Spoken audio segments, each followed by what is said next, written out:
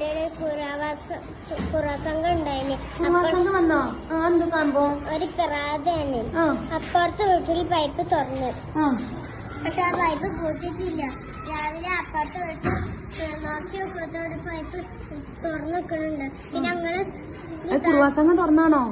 സത്യം അതിന്റെ താത്ത അറിഞ്ഞതാണ്.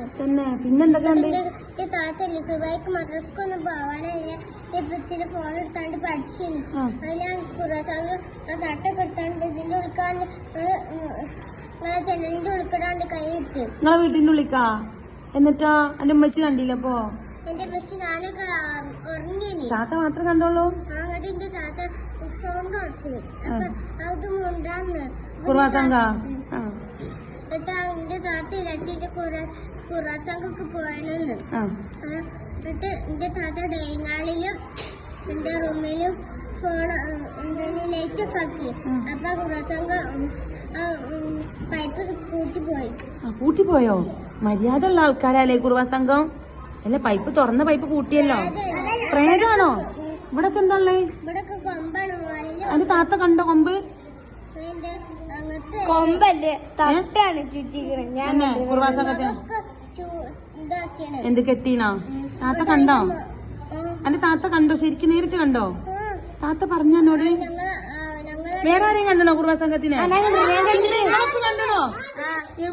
കുറവാസംഘം പറഞ്ഞാല് നമ്മളെ വീടത്തെ ചെരുപ്പ് അങ്ങനത്തെ സാധനമൊക്കെ എടുത്ത് നിങ്ങളൊക്കെ വീഡിയോ കണ്ടതോ നേരിട്ടുണ്ടോ?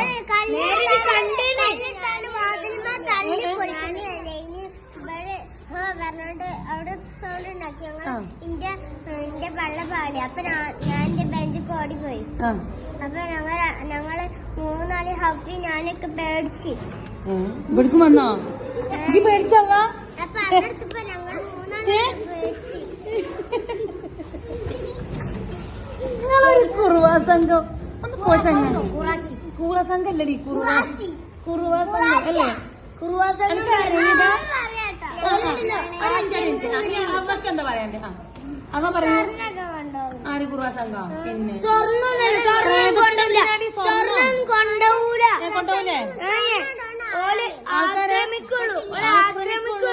പിന്നെ നമ്മള് പൈപ്പ് തുറന്നിട്ടാണ് നമ്മള് പൈപ്പ് കളിക്കുകയാണെങ്കിൽ പൂട്ടാണ് എന്ന് വിചാരിച്ചാണ്ട് പുറത്തേക്ക് ഇറങ്ങിയാല് ഓല ഒളിച്ചേക്കും.